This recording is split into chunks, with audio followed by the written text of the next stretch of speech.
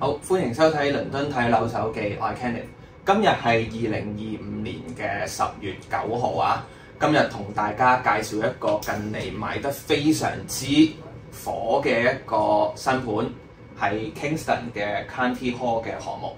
OK， 咁 Kingston 呢個地方咧，其實香港人嚟講都唔需要太多嘅介紹㗎啦，大家都知係邊㗎啦。咁所以今日我哋去睇呢個項目之前咧，我簡介下究竟呢個新盤點解咁爆咧，咁好賣咧？因為其實佢係呢個前身係一個Surrey 嘅 County Hall， 係一個2級嘅歷史保護建築。咁你見到佢個外形咧，其實係非常之典雅嘅。咁呢個發展商啦就將佢買落嚟啦。其實呢個2級歷史保護建築嚟講咧，外牆係規定咗唔可以拆嘅，咁係淨係可以喺入邊做翻啲翻修嘅工程啊。咁發展商就將入邊咧將會變成一個住宅項目啦。咁所以其實係想入手一啲有英倫色彩，有啲好濃厚嘅英倫味道嘅建築物，但係又唔想入手一啲非常之古老嘅盤嘅話咧。呢個可能係一個比較適合你嘅選擇，同埋其實佢而家嗰個價錢咧都係相當之親民㗎，講緊入場費咧都係大概係48萬到就有交易㗎啦。好，咁我哋睇睇樓盤嘅位置喺邊度先。其實呢個樓盤嘅位置咧就係喺你見到啦，而家上面呢個係 Kingston 嘅市中心啦。你見唔見到我個 mouse 㗎？見到嘅，上面呢度係一個 Kingston 嘅市中心啦 ，Kingston 火車站就喺呢個位置啦。咁市中心大家都熟悉啦，商場啊，或者係嗰個 High Street 啊，基本上乜都有啦。咁我哋向南行大概10分鐘到就嚟到我哋呢個樓盤嘅位置。對面咧其實已經就係Kingston University 嘅 library 嚟㗎啦。咁如果你再向落行咧，行大概15分鐘左右咧，會去到另一個火車站 Surbiton 嗰邊嘅。咁相信我哋香港人就通常都喺呢邊活動比較多啦，因為所有食買玩瞓所有嘢全部都喺呢邊嚟嘅。好，咁講個發展商嘅背景先。開始之前，發展商叫做 London Square， 其實係喺英國一個中型嘅發展商啦。我自己唔覺得佢係非常之大規模嘅本身啊嚇。咁呢個發展商咧喺2023年嘅時候咧，其實係俾一個中東嘅發展商 Elder 呢個財團就收購咗。咁啊，成個倫敦嘅發展商嘅公司咧就買起咗。咁買完之後咧，呢個 London Square 咧一夜暴富啊，就四出買地。咁呢2-3年入邊咧，佢係不停咁買其他發展商嘅地盤嘅。咁呢個 Kingston 嘅地盤咧，都係從其他發展商手上再買入嚟嘅地盤，然之後再重新喺入邊開則啊、成啊咁樣。咁到今日咧就攞出嚟賣嘅，係啦。嗱，大家睇睇呢個項目嘅鳥瞰圖先。呢度係泰晤士河嘅位置啦。如果熒光幕嘅右手邊咧，就會去翻市中心嘅；左手邊咧就係我哋向南行，啱啱講話 Surbiton 嗰個位置。成個盤咧係分2個部分啦嚇。第一個部分咧就係大家見到呢度好古舊嘅建築，亦都係我哋 Grade 2 listing 嘅一個保護建築嘅部分。左手邊有3棟嘅新建嘅部分，咁亦都係呢個盤嘅一部分嚟嘅。咁由2個部分組成。咁如果你話樓盤向西行，行大概5分鐘到啦，就會去到泰晤士河嘅河邊。東邊對面呢個位，你見到熒光幕嘅左下角咧，其實就係 Kingston University 嗰個 library 嚟嘅。OK， 咁而家發展商咧就推出限量地推出啦嚇，60間60伙，60伙咧，咁就係我熒光幕而家圈住嗰2部分啦。新樓舊樓都有嘅，舊嗰邊咧就為數大概係28伙，就係呢個部分呢個 block。新建築嘅部分咧32伙，亦都係我紅圈圈住呢個 block 嚟嘅。OK， 咁佢哋嘅戶型提供就係總共60伙啦。1房、2房、3房同埋 studio 都涵蓋到㗎啦。交樓日期咧講緊就係2027年嘅上半年，咁所以而家你去到地盤咧，呢邊咧就係一個爛地嚟嘅，乜嘢都未起嘅。咁呢邊咧當然就係保留翻我哋嗰個舊建築嘅外殼啦。咁入邊咧就開始拆緊翻新緊㗎啦。咁大家可以見到呢個老建築部分嘅外觀，同埋旁邊呢個新建築部分嘅外觀。咁而入邊咧，其實除咗你話出邊係 Grade 2 listing 之外咧，其實佢成個盤咧有一部分咧係 Grade 2 Star listing 嚟嘅。咁 Grade 2同 Grade 2 Star 有啲乜嘢分別咧？就係 Grade 2你要保留外殼，咁入邊可以重新裝修。Grade 2 Star 就係入邊同出邊都唔喐得，你最多係翻新嘅啫。咁所以聽發展商講咧，你見到呢度啲玻璃咧，佢係要重新一塊一塊咁抹啦，跟住地下嗰啲馬賽克嘅石啦，即係熒光幕見到嘅呢個部分咧，我放特別少少俾大家睇。呢個部分咧，發展商話佢係會逐粒挑起抹完之後，逐粒冚翻上去咁嘅。咁啊，唔知堅定流啦，不過大概就聽住先啦。咁呢個就係 Grade 2 Star 嗰個部分啦，佢就會唔喐嘅，係唔可以喐嘅。OK， 咁所以咧，基本上佢嗰個 Grade 2 Star 嘅部分咧，係將來會建造成為物業嗰個會所部分嚟嘅。嗱，你見到咧，佢入邊而家嗰個包括新樓嘅 CGI 啦，同埋舊樓嗰個 CGI 都出現㗎啦。你見到新樓嗰個設計同埋舊樓嘅設計大概都係咁樣啦。咁舊樓咧，你見到佢係用 radiator 嘅呢度。咁但係咧，舊樓嗰邊咧有一個好大嘅賣點，就係一個超級高嘅樓底咯。咁發展商冇實際嘅數據講個樓底有幾高。不過咧，一定係講緊at least 2.8 米嘅啦。咁比起倫敦而家新樓2.5米咧，係高大概30 cm 左右啦。咁最高咧應該係高超過3米嘅。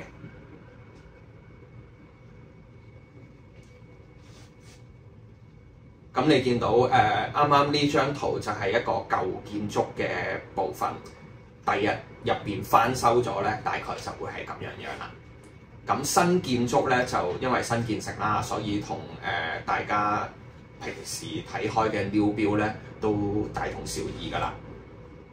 OK， 咁啊呢個浴室嘅設計啦，嗱啱啱我提到啦，就係嗰個會所嘅部分。佢有啲乜嘢設施喺入邊咧？有24 hours 嘅 concierge 啦，有呢個柏拉提嘅室啦，有一個瑜伽嘅 room 啦，然之後亦都有啲私人電影院啦，同埋宴會廳啊，咁同埋一啲 co-working 嘅空間咁樣，俾大家可以去做下嘢啊，睇下書啊咁樣。好。咁講咗咁耐咧，最緊要啦，有啲乜嘢單位可以揀咧？嗱，而家咧其實發展商只係一個預售嘅階段啫。60伙入邊咧，其實已經賣咗28伙㗎啦，28伙。咁呢個盤咧將會係喺10月18至到19日咧喺香港、上海正式開盤嘅。咁不過叫做正式開盤啦，不過而家預售嘅階段咧。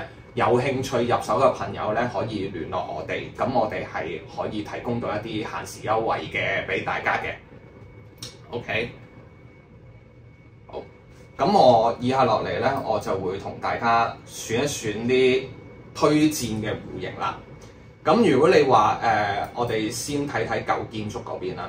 咁舊建築其實有好有唔好啦，提一提大家啦。舊建築嘅好處就係其實佢係一個非常之稀缺嘅產品啦。同埋通常呢啲咁嘅歷史保護建築咧，都係出現喺一啲好貴嘅地段㗎嘛。通常喺咩 Kensington 啊、Belgravia 啊嗰啲地方先揾到㗎嘛。咁而家咧，你有機會咧喺 Kingston 揾到嘅時候咧，咁變成嗰個價錢咧就會親民好多。大家講緊只係48萬英鎊度咧就可以入手一個 studio 嘅單位，係有一個2級歷史保護建築嘅入邊咯。咁佢嘅最大嘅好處就係樓底好高啦。咁亦都有一個唔好嘅地方，俾大家有個心理準備先啦。佢嘅 EPC rating 咧，因為佢啲玻璃咧係冇辦法換啊，佢只係能夠單層玻璃，咁所以佢嘅 EPC rating 咧係唔能夠做到好高級啦，只係去到 C 啫。咁如果你話喂，我想要 EPC rating 高啲喎，即係長遠嚟講嗰個能源效益啊，或者係生活成本上面低啲嘅時候咧，就可以考慮新建築嘅部分咯。咁舊建築嘅部分咧，我都俾幾個推薦嘅戶型大家啦嚇，等等。好，我哋熒光幕好快咁望一望 ground floor 啊，其實你見到佢暗晒咧，即係賣咗㗎啦，即係 ground floor 啊4間已經賣晒㗎啦。咁去到1樓咧，其實已經賣咗唔少㗎啦。咁所以我自己覺得啦，比較推薦嘅細單位嘅戶型啦，就可能係呢個啦，207。207咧，佢講緊嗰個室內面積係403尺。喺英國咧，呢個 size 係講緊 studio 嘅。咁係如果喺香港咧，呢個 size 可能分分鐘開咗個2房俾你㗎啦。咁我哋睇下個單位嘅模擬景觀。其實係望翻嗰個內庭花園啦，加上佢向西啦，咁我相信個景觀上高係非常之好之外咧，其實佢嗰個採光咧，亦都係非常之好。因為夏天嚟講，我哋英國係成8、9點先至日落嘅，咁變咗佢向西嘅時候咧，應該係6、7點咧都係大把陽光咁滲透到入屋嘅。咁我哋睇完佢個 view 之後，睇一睇佢嗰個戶型啦。嗱，一入門口，左邊就係一個洗手間嘅位置啦，右邊有一個廚房。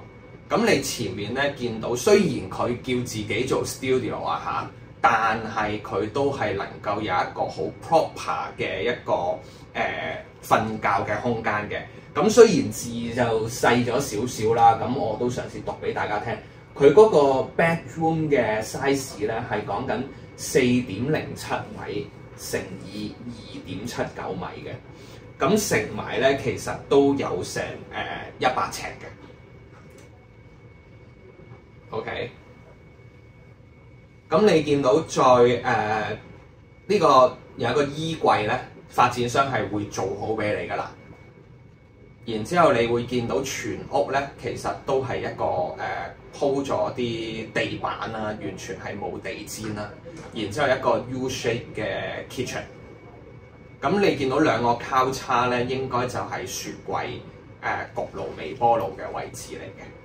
OK， 咁呢個單位咧講緊個價錢就係485K 英鎊。咁如果你經我哋入手咧，喺呢個香港同埋上海開盤之前經我哋入手嘅話咧，我哋係可以問發展商咧俾到2% 嘅折扣大價嘅大概。咁切實咗之後咧，其實係475000幾英鎊嘅啫。OK， 咁我哋再望一望嗰個模擬景觀。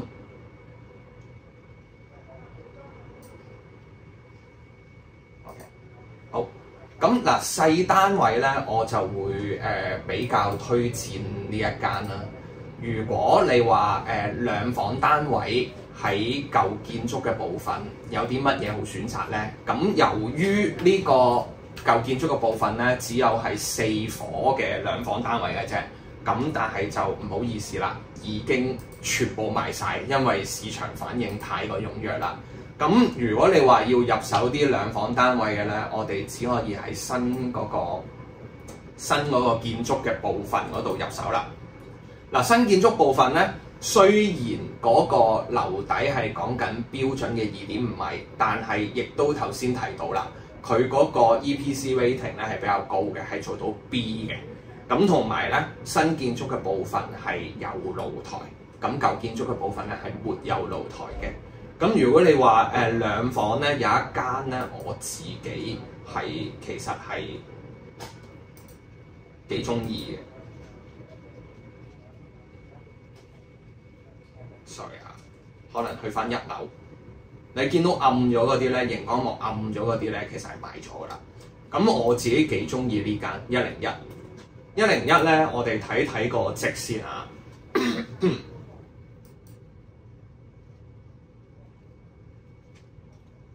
佢嗰個室內面積咧係講緊70.6平方米啊，咁大概就係講緊700零尺啦，750尺度啦。咁呢個咧好值得留意嘅，其實係一個南北對流嘅戶型。咁一入門口咧，左手邊就洗手間啦，右手邊就係一個儲物間啦，入邊有個洗衣機送埋俾你㗎啦。咁再入嚟咧，亦都係有一個 U-shape 嘅 kitchen 啦。然之後客飯廳就會喺呢個空間嘅位置啦。咁亦都係見到啦，成個單位咧都係冇地氈嘅，全部都係木地板嚟嘅。OK， 咁香港人就會比較中意啲，因為地氈係比較難打理。咁呢度有一個主人套房啦。主人套房嘅 size 咧，我望一望，我讀一讀俾大家聽下。揾到。咁主人套房個 size 咧係講緊3.16米乘3.66米嘅。咁3.16就係講緊呢度啦，3.66就係講緊呢度啦。OK， 咁 bedroom 2咧亦都係3.66米啦。佢都一啲都唔細喎，佢呢度咧有3.53米喎。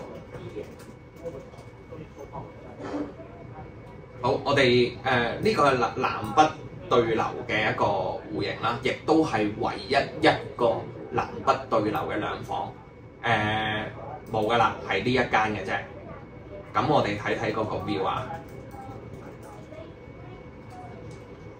呢個就係向南個 view 啦，望翻嗰個內園景啦。咁如果你話向北嗰邊咧，向北嗰邊亦都係望翻舊建築嗰 part 啦。咁亦都有啲街景俾大家望到啦。咁我相信呢條街將來都唔會有啲乜嘢人行入嚟㗎啦。咁都係呢個盤嘅居民為主啦，應該嚇。咁如果呢個單位咧，講緊大概嗰個叫價係85.500英鎊嘅。咁如果你喺正式開盤之前經我哋入手嘅話咧，係可以打翻4% 嘅 discount， 折實咗之後咧係講緊82萬英鎊到嘅啫。咁有啲朋友咧就問喂，車位咁點算啊？唔好意思啦，呢個盤咧，如果車位嘅話咧，只係3房單位先至有權認購嘅。咁3房其實成個第一期咧為數唔多嘅，新舊建築加埋咧係講緊7間嘅啫，7間裏邊咧賣咗2間㗎啦，咁剩翻5間俾大家揀。咁如果有興趣入手3房嘅朋友咧，亦都歡迎聯絡我或者我哋嘅團隊咧，索取進一步嘅資料啦。